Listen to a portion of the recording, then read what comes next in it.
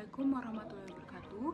Saya Tiara Dwivania, mahasiswa dari Fakultas Kedokteran Universitas Muhammadiyah Sumatera Utara, angkatan 2020 dengan NPM 200826204. Kali ini saya akan melakukan praktikum fisiologi.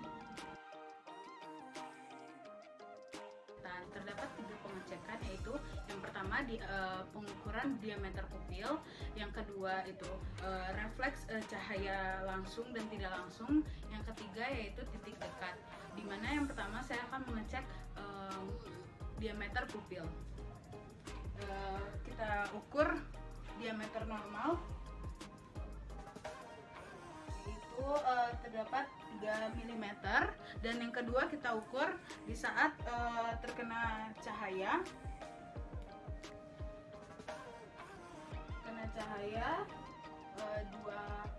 2 mm, dan di saat gelap kita cek ukurannya berapa. Ini sengaja saya tutupi agar biar gelap. Ini 7 mm. Yang kedua dari pemeriksaan fisiologi penglihatan yaitu melihat refleks secara langsung dan tidak langsung. Yang pertama kita lihat refleks secara langsung dari mata pasien, dimana kita mencoba cahaya secara langsung. Kita lihat, kita senterkan pada mata kanan dan mata kiri. Kita lihat bahwa pupil pasien di saat disenter diberi cahaya, pupilnya mengecil. Dan selanjutnya refleks secara tidak langsung, di mana pasien meletakkan tangan di tengah dan saya senterkan mata sebelah kanan dan saya melihat sebelah kiri. Apakah kedua-duanya mengecil?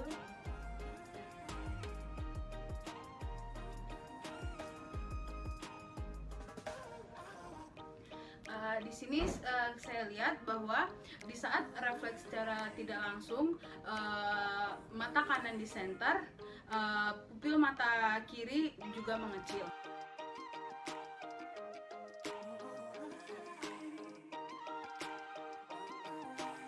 Selanjutnya saya akan melakukan pemeriksaan ketiga dari fisiologi penglihatan, yaitu dimana mengukur titik dekat dari pasien, di mana saya menggunakan buku untuk sebagai alat untuk mengecek berapa titik dekat dari pasien, di mana pasien harus fokus kepada satu kata dan saya ukur seberapa titik dekat dari pasien.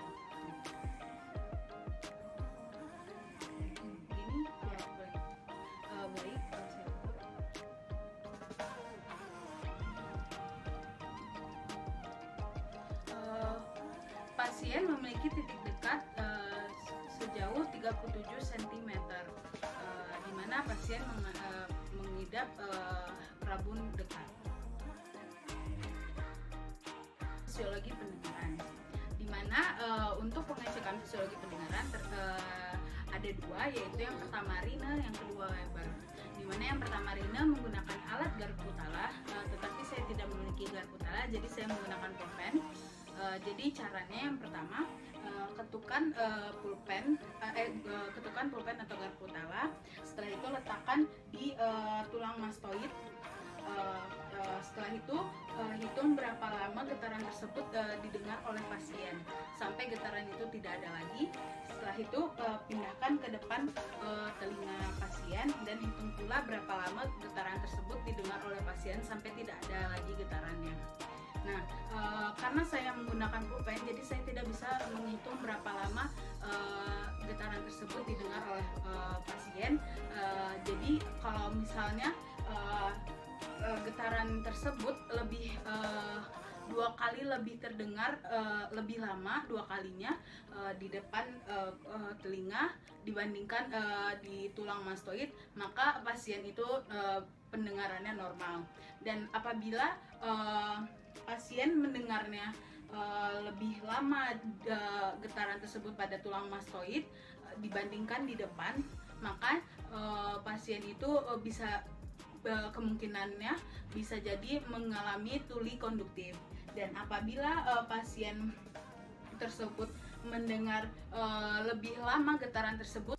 Selanjutnya tes Weber, di mana tes Weber masih sama menggunakan alat garis utara yang diletakkan tetapi peletakannya berbeda, yang dimana peletakannya di vertex atau bagian tengah, atau bisa juga di bagian tengah alis, atau bisa juga bagian di dagu.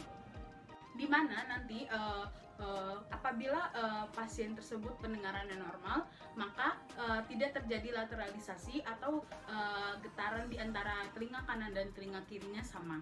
Dan kalau misalnya pasien mengalami tuli konduktif, maka terjadi lateralisasi di salah satu telinga pasien yang mengalami gangguan.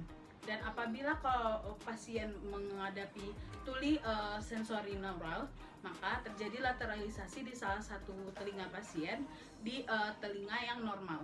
Selanjutnya yang ketiga yaitu lokalisasi suara, di mana pasien diminta untuk menutup matanya, nanti diberikan bunyi-bunyian dan pasien harus menunjukkan di mana arah bunyi tersebut. Tolong ditutup matanya.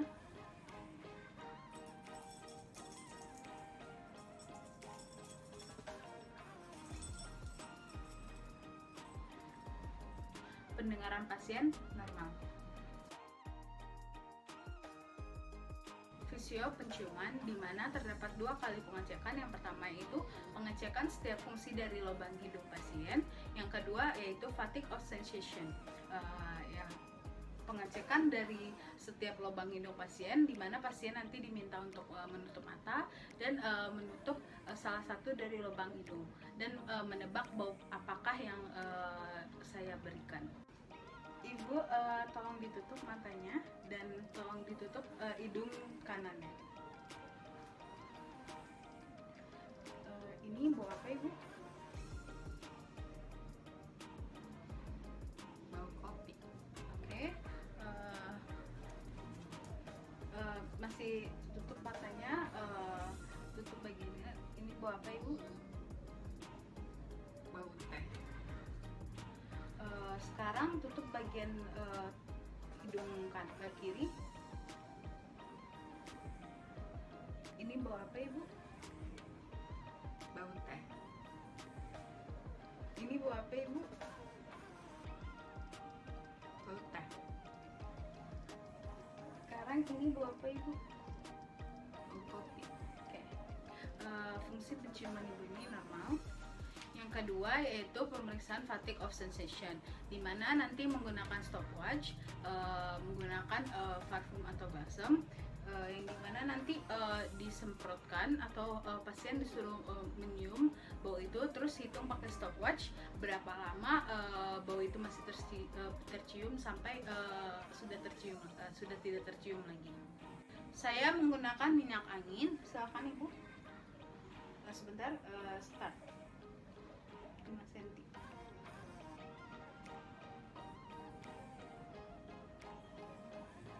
Apakah masih tercium, Ibu? Masih.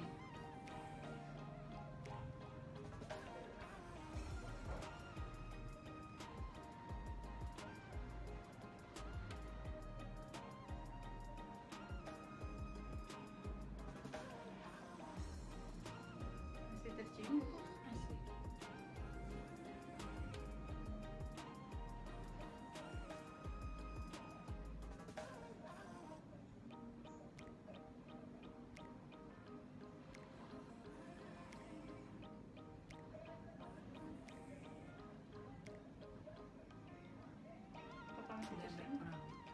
Mulai berkurang ya, Ibu? Ya.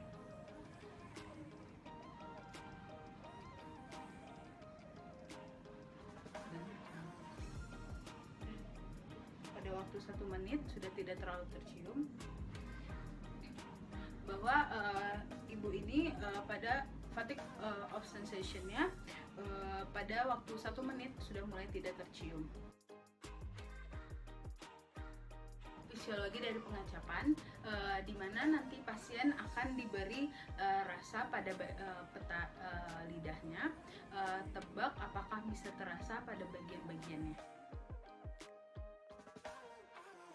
Pertama, keringkan dulu lidahnya, Ibu. Baik, saya akan mengetes pada bagian ujung dengan gula.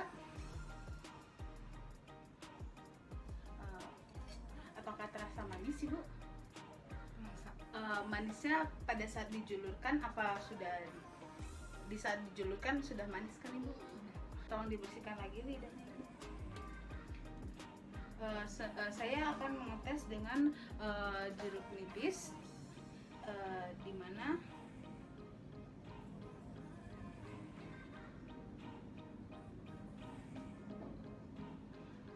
boleh tolong dijulurkan Ibu di bagian sini. Apakah terasa asam Ibu? Oke, tes lagi pada bagian peta bagian manis, tetapi saya akan meletakkan kopi. Apakah apa yang dirasakan oleh Ibu? Boleh tolong dibersihkan dulu Ibu.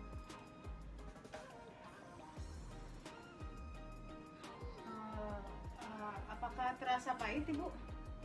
Sebelum dimasukkan ke dalam lagi lidahnya, tidak terasa pahit. Sekian dari saya, mohon maaf apabila banyak kesalahan. Assalamualaikum warahmatullahi wabarakatuh.